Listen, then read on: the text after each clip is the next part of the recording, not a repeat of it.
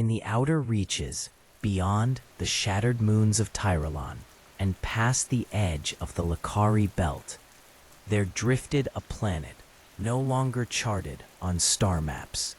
Ilara. Ilara was once a thriving world, long before the galactic orders fell, when the stars still whispered their secrets to those who could hear. Now it slumbered. Its skies were cracked with ancient defense fields, no longer powered. Its towers, once gleaming with solar crystal, had become overgrown with silver-vined trees. But deep beneath Ilara's surface, hidden in the labyrinthine catacombs of an extinct civilization, pulsed something very old, something very still. They called it the Starwell. It was not a machine, not a weapon, not even truly understood. The elders of Ilara once said it was the place where the Force, though they called it the Current, gathered in silence to dream. Some claimed it could listen. Others said it remembered. No one had reached it in thousands of cycles. But tonight, one traveler returned. Her name was Captain Sarian Vale, a former wayfinder of the Celestial Order, once protectors of peace, now scattered into myths. Her cloak was torn, the once polished armor beneath dulled by ash and time. Her starcruiser, the Whispering Flame, cut silently through the faded atmosphere of Ilara, breaking past clouds that shimmered with dormant energy. She didn't speak as she landed.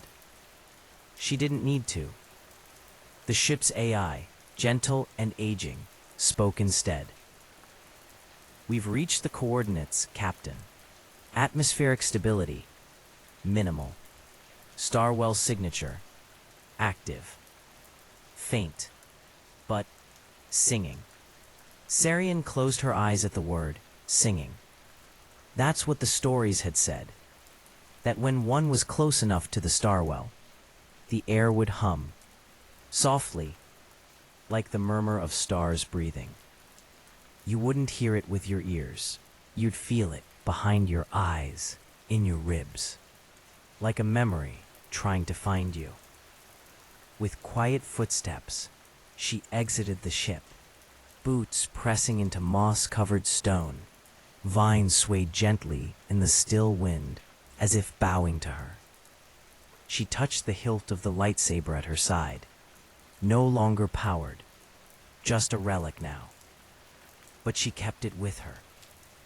It was her father's. And this journey was not for war.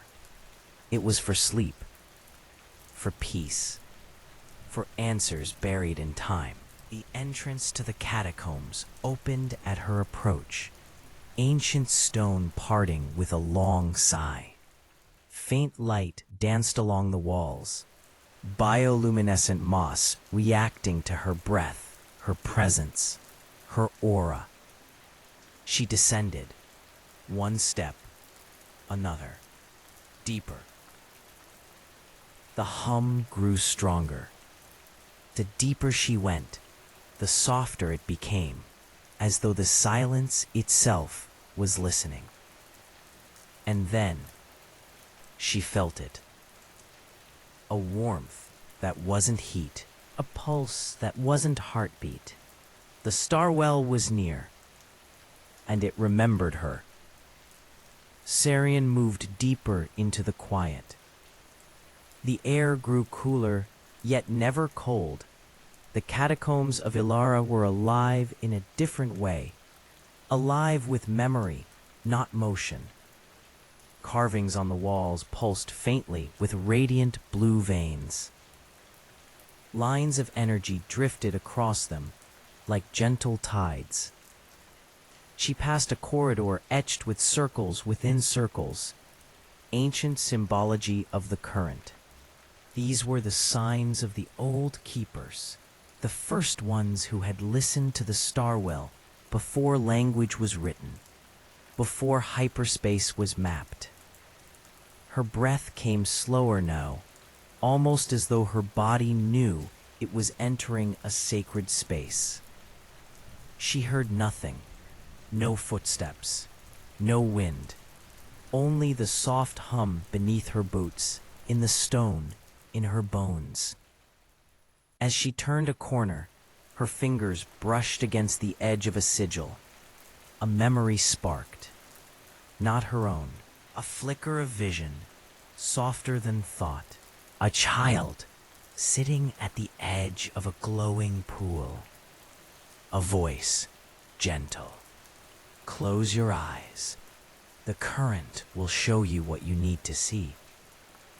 Sarian gasped softly. This place held memories like water held light. Sarian stepped carefully into a chamber shaped like a spiral shell, its walls curving inward with patterns of glass and stone, fused by ancient heat. In the center, a single pillar stood, smooth and unbroken. No control panels, no lights, just silence. But as she approached, the air shimmered faintly. Sarian. The voice was not sound. It came like an echo inside her chest. Gentle, knowing. You've come far. She placed her palm on the pillar. A ripple of warmth spread up her arm, into her spine. Her heartbeat slowed. Why do you seek the Starwell? She did not answer aloud. She couldn't. Her voice belonged to the waking world. This place needed only feeling, because I'm tired. A long silence followed. The pillar vibrated faintly under her hand. And then the voice spoke again, softer, like a memory unfolding in water. Then rest and remember. A wall shifted behind the pillar, revealing a passage lit by crystalline blossoms blooming from the stone. Their light moved like breath, glowing and fading in slow rhythm. She followed them to a chamber of still water. A shallow pool, clear as air, stretched before her. As she knelt beside it, images flickered on its surface. Ripples of times long past, ships launching, a circle of robed figures chanting by starlight, a cradle, a falling star, a woman, her mother, whispering something into her ear. Though the words were lost to time, Sarian touched the water, a vision bloomed. She was young again, standing on the steps of the Order's temple on Elysier. Her father knelt beside her, his hands warm on her shoulders. The current is always moving, he had said. Even when we feel lost, it carries us forward. Her chest tightened with the memory. The pool stilled. And she understood. The Starwell was not showing her the future. It was helping her sleep in the past.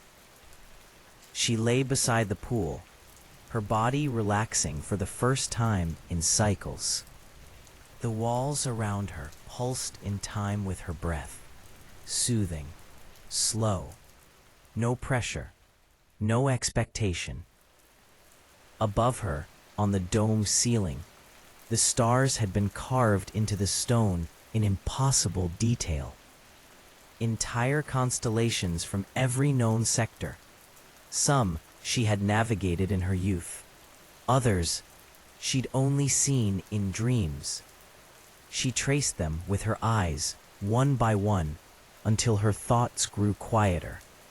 And then, from somewhere deep within the chamber, a soft melody began to rise. It was not music. It was the moon's breath, the pulse of the Starwell itself. Sarian let it wash over her. She awoke, if one could call it that, not with alarm, but with a sense of quiet invitation. The path opened into a vast hall beneath the planet's surface. The star well was here. Not a well in the physical sense, but a rift suspended in midair. A pool of starlight hanging impossibly in place, turning slowly, whispering. The lantern stopped. This is where the dream begins. The voice said. Sarian stepped into the light.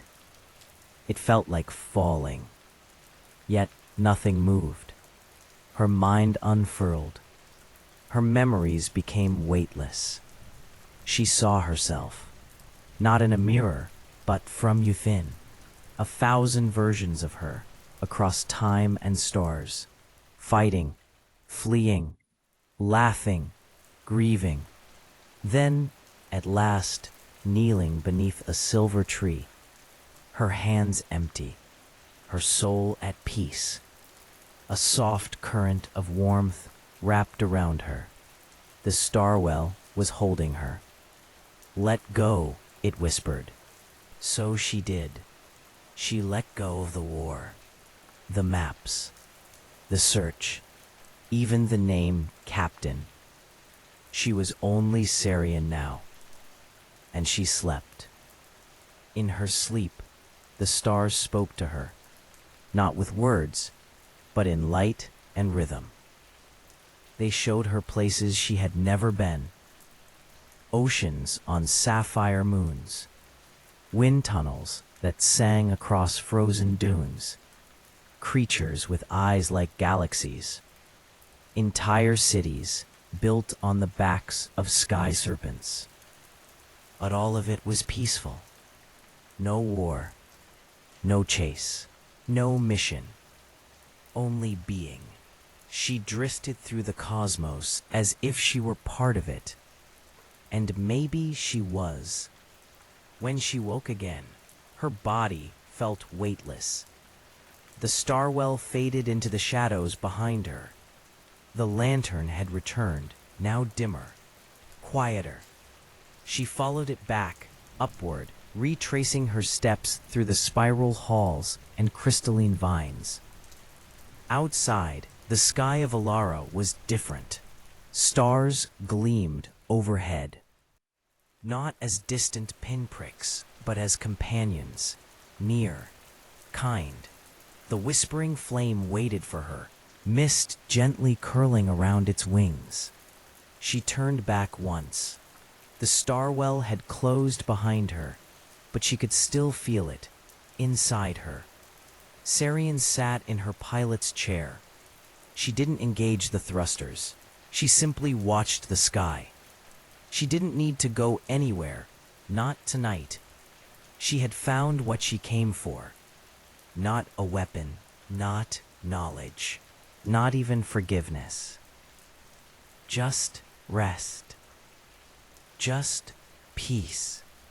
The current flowed softly now, through her, around her, like a river beneath her thoughts. And in that silence, the stars blinked. The galaxy sang its lullaby once more. And Sarian, finally, fell asleep. After hours, perhaps longer, Sarian stepped out from the ship again. This time the land looked different. The moss was thicker.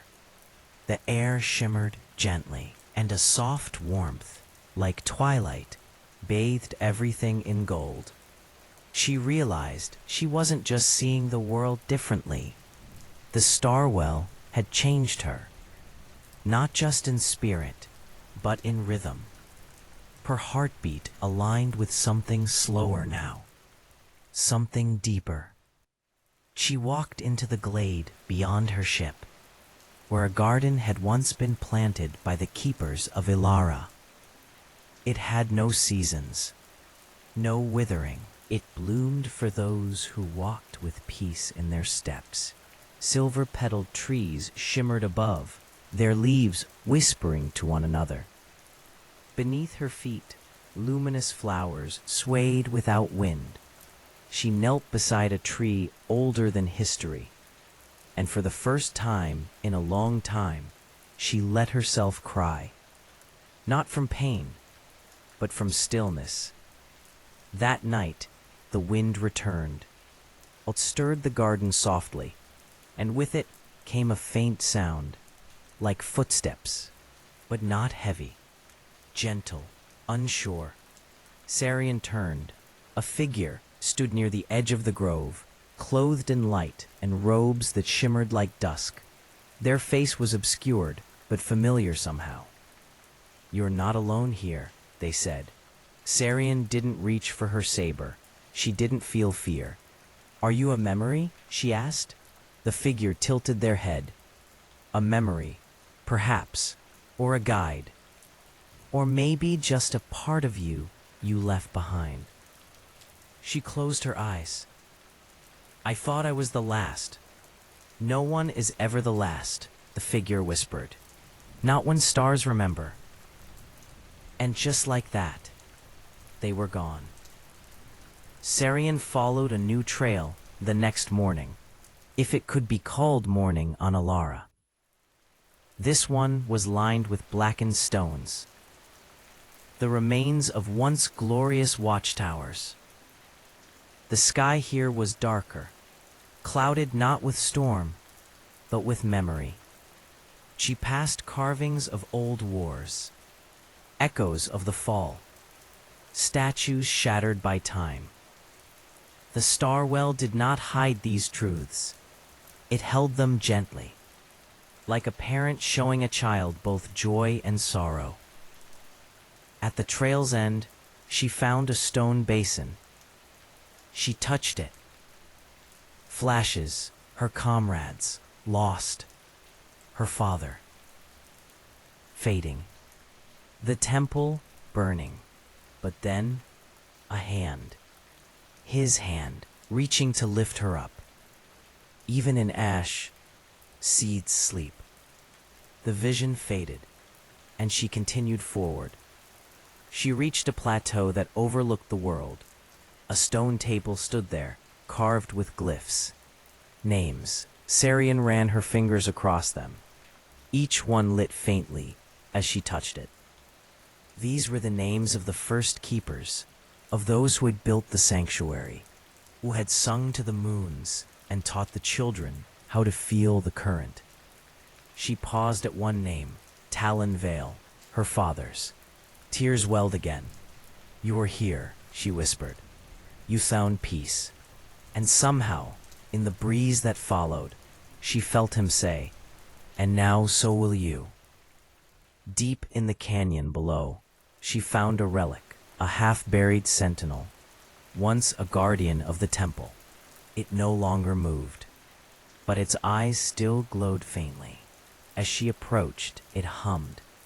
Voice recognized, Wayfinder Sarian Vale, welcome home. She sat beside it. "You still remember?"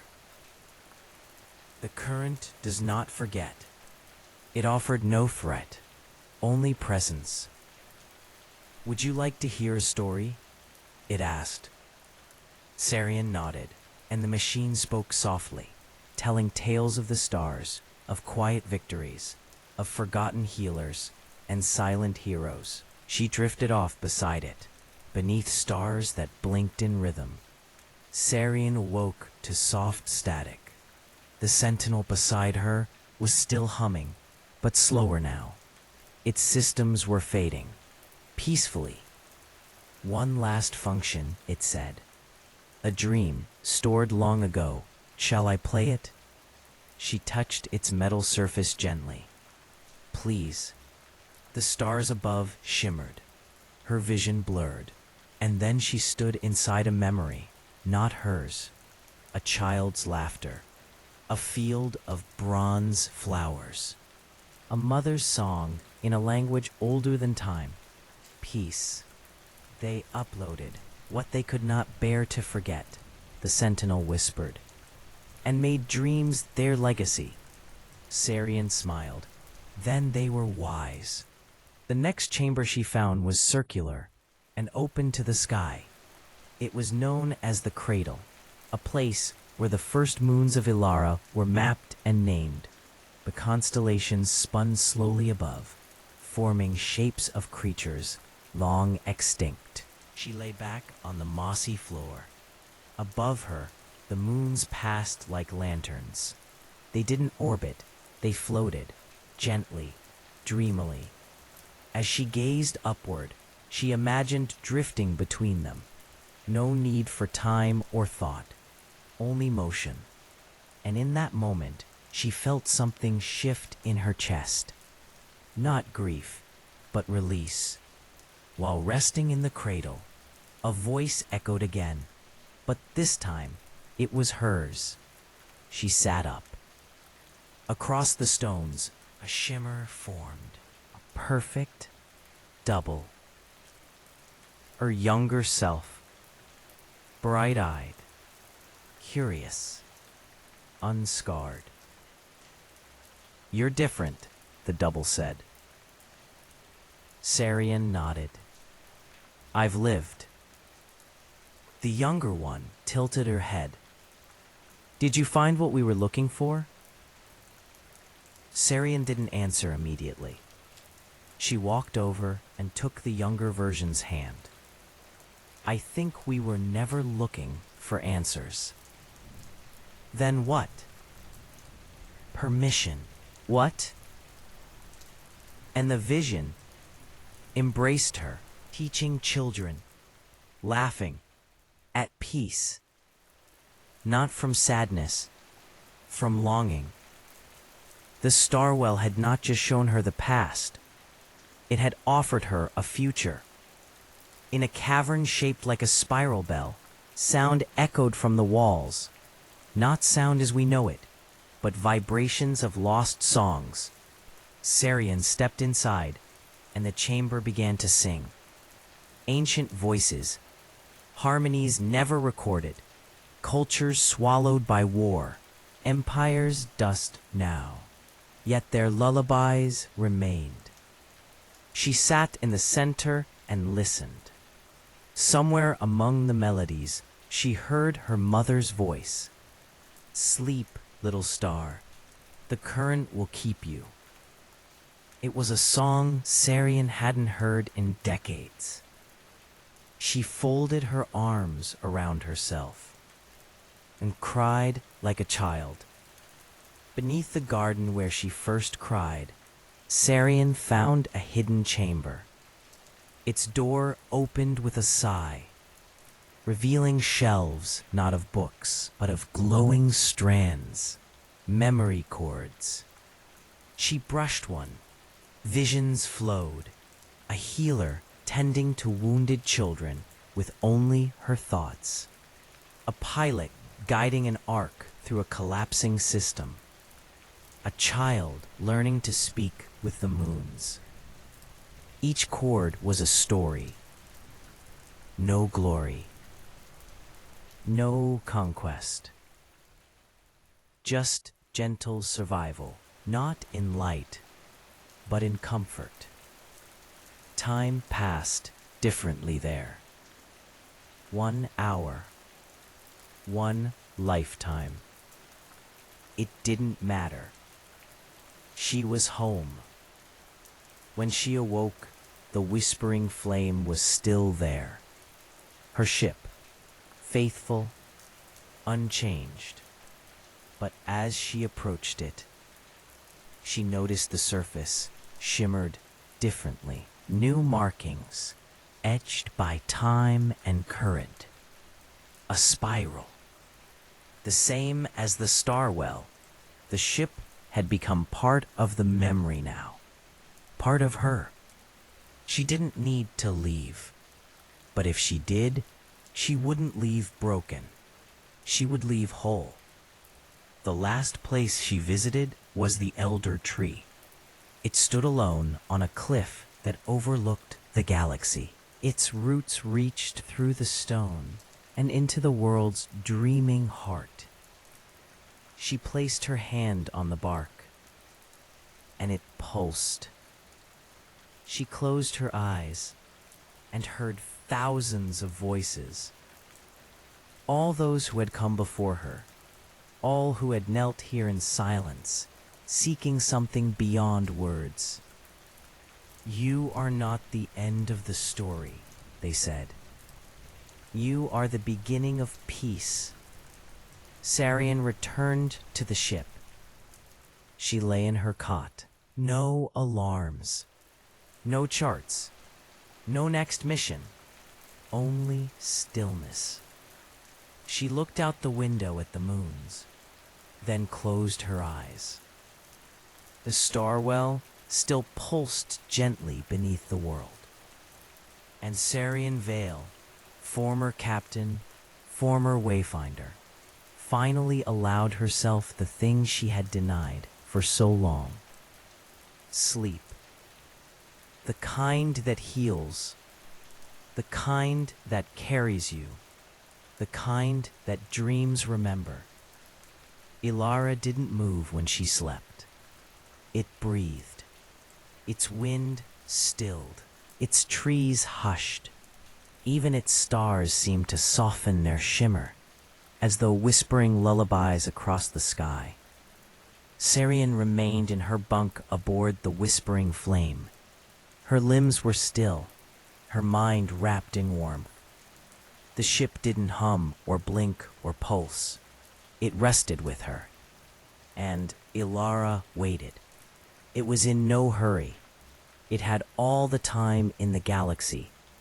In her sleep, Sarian returned to the garden. But it had changed. Now it grew not only flowers and trees, but memories. Like petals blooming from soil, the events of her life opened gently before her. Moments she had forgotten, moments she had buried, moments she had thought lost. She walked among them like someone in a museum of soul and time, touching each with quiet reverence. "You are all a part of me," she whispered, "and I forgive you." The garden responded with light. There was a hall inside the dream, woven of silk and starlight. Its walls weren't built, they were grown, and within them floated strings of color, humming gently. Each thread was a life, a choice. Sarian reached out to touch one, and it played a note, not music, but emotion. Calm, hope, release. She moved between the threads, feeling the song of each possibility. One day, she would walk one of them, but tonight, she simply listened, and the threads sang to her. In the still hours, a new star appeared in the sky, just beside Ilara's moon. It blinked slowly, a pale blue flame. Sarian sat up, her breath slow, and watched it from the deck. "You found me," she said, not knowing to whom. And the star blinked once, as though nodding. It had no voice, no message, just presence. Not every answer needed words. Not every visitor needed form. The ship that had carried her across so many light years now hummed differently. It sang, just a little, just under the metal skin, just beneath the consoles. There was a rhythm, a quiet echo of the Starwell's song. Sarian placed her palm on the hull. "You remember it too," she said. The ship gave no reply, but its lights dimmed gently, like a heartbeat slowing. They would rest together, and when it was time to fly again, they would know. On the 7th morning, if it could be called that, Ilara's smallest moon crossed directly over the canyon's edge. It bathed the grove in gentle blue light. Sarian walked beneath it barefoot. No armor, no cloak. She let the moonlight wrap her like water. There was nothing to defend now, no reason to hide. She was a part of the world, a part of its peace. In a quiet room carved into the cliffside, Sarian found a writing table made of starstone. A single sheet of crystalline paper lay on its surface. She didn't know who had placed it there, but her hand moved anyway. She wrote to no one, to everyone, to the stars, about loss, about healing, about stillness. When she finished, she folded the letter and placed it into the hollow trunk of the elder tree. Perhaps it would be found. Perhaps not. But it had been written, and that was enough. She awoke to the hum of old nav charts. On the ship's screen, a map had appeared, but it bore no system names, no routes, no hyperlanes. Just a spiral of glowing paths. Sarian watched as one of them pulsed softly. It led away from Ilara, but not with urgency, not as an order. An invitation. She smiled. She would follow it when she was ready. But for now, the map folded itself back into starlight and waited. As night returned, Sarian stood near the cliff where the elder tree grew, and from the mist came shadows. Dozens, hundreds, figures of those who had once walked here, pilgrims, keepers, watchers of the Starwell. They didn't speak, didn't move toward her, and the temple vanished into starlight. She slept without fear, without weight, as a keeper, as a daughter, as herself. One night, a tiny light drifted down from the stars. It wasn't a meteor, nor a ship. It was a lantern, hovering, flickering, like it had traveled light years, just to find her. Sarian stood beneath it, as it floated before her eyes. Inside it, not fire, but a memory. Her first mission, her first fear, her first moment standing in open space, realizing the stars were not enemies, they were ancient watchers. She reached for the lantern, but it drifted gently upward. Not out of reach, just onward, inviting her to follow. She returned to the whispering flame, pulled her old cloak from the storage hold, and laid it flat on the floor. Once it had been a symbol of duty. Now it felt heavier. Not with regret, but with story. She folded it carefully, kissed the edge, and placed it beside her saber, wrapping both in soft cloth. She didn't need to wear them anymore. Not every identity needs to be carried forever. Some can be honored, then let go. The flame inside her would remain, even without the cloak. That night, as stars shimmered against the high cliff winds, she saw him, her father, not in armor, not young, old, gentle, just as she remembered him before his last mission. "I've missed you," she whispered. "I never left," he replied. They sat together, saying nothing for a long time. The sky turned indigo. The moons rose. At last, he placed a hand over hers. "I'm proud of what you've become." "Even though I left the order?" she asked. He smiled. "Because you found yourself." And then he was gone. But the warmth stayed. One dawn, Sarian followed a narrow trail and found a river flowing through the sky. It wasn't made of water, but of light. It poured gently between two ridges, flowing without sound, without pressure, like a celestial breeze. She stepped into it barefoot. It carried her not with force, but with ease. The river showed her every planet she had visited, every person she had helped, every kindness that had passed through her hands and gone on to others. And she wept, not from sorrow, but from knowing she had mattered. Near the center of the garden, a single seat stood beneath a dome of vines. Not carved in gold or steel, just stone. She sat, didn't claim her. It didn't crown her. It simply held her. And she knew then, not all leaders are rulers. Some are quiet witnesses.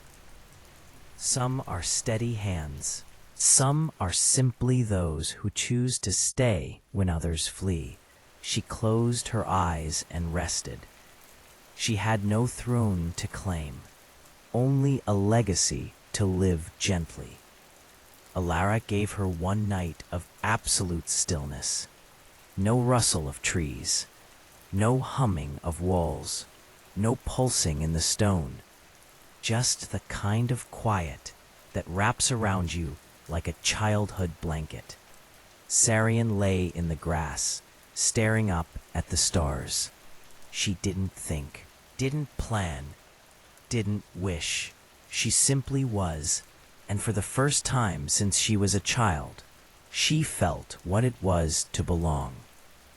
She stood at the starwell again. The hum was fainter now. Not gone, just fulfilled, as if it no longer needed to call for her. Sarian placed her palm above it. "I'll vow," she said softly, "to carry what I found here into every place I go, not as a banner, not as a blade, but as a whisper." The starwell pulsed once, as if bowing in return. The ground beneath the cliffs shimmered. An ancient platform rose, dusty but whole. Sarian stepped onto it, and it lifted. Not quickly, not mechanically. It floated with her like a breath, like a memory, like a question rising through the silence. Above her, the clouds parted. Below her, the starwell glowed. And for a moment, she saw the galaxy, all of it, alive, gentle, waiting. That night, she heard it one last time, the starwell's lullaby. It drifted from deep beneath Ilara's core, rising like vapor through every root, every stone, every vine and whispering leaf. It wasn't calling her back. It was saying goodbye. Or maybe, thank you. Sarian didn't speak. She simply curled beneath the elder tree and listened until the song became breath. The breath became sleep. In her dream, a door appeared. Simple, smooth, starlit. It wasn't a portal or a rift. It was a choice. Beyond it, the path forward. Ships, people, worlds in need. Behind it, Ilara. Silence. A life of rest. Sarian stood before it and smiled.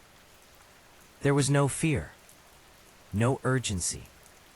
Whichever she chose, she would carry Ilara in her. Forever. Sarian reached out and placed her palm against the starlit door. It didn't open outward. It simply dissolved. Behind it was neither ship nor planet. Just a path of light through darkness. A walkway made of memory and moonlight, stretching into the unknown. She stepped forward, not because she had to, because she was ready. The Starwell had never asked her to stay. It had only waited until she could choose. She returned to the whispering flame one last time. It greeted her with a soft glow and gentle hum. She touched its console, whispering something the AI wouldn't need translated, passing the elder tree, the garden, the river of light. At the Ilara faded beneath her, but not from her heart. She didn't look back, because nothing was lost. Everything had been given. As the ship crossed into orbit, the stars shifted. For just a moment, the constellations aligned, forming the spiral of the Starwell. And within it, a name. Not carved, not spoken, felt. Sarian Vale. She smiled, not with pride, with peace. Be remembered by the stars was not about glory. It was about living with open hands. Sarian charted no course. The stars would guide her. She did not seek missions or causes. She sought presence. She visited worlds quietly, staying only long enough to plant seeds, to share a story, to hold a hand. People called her names: Wanderer, Healer, Keeper of the Starwell. But she needed none of them. And she carried the silence within her, and gave it freely to those in pain. Far below, Ilara rested. The vines grew thicker. The trees reached higher. The Starwell's hum softened until it was part of the stone itself. No one disturbed it, not because they couldn't find it, but because they weren't meant to. Its song had been passed on through a woman who came seeking peace and left as a living echo of it. The galaxy spun gently, the current flowed, and the Starwell dreamed.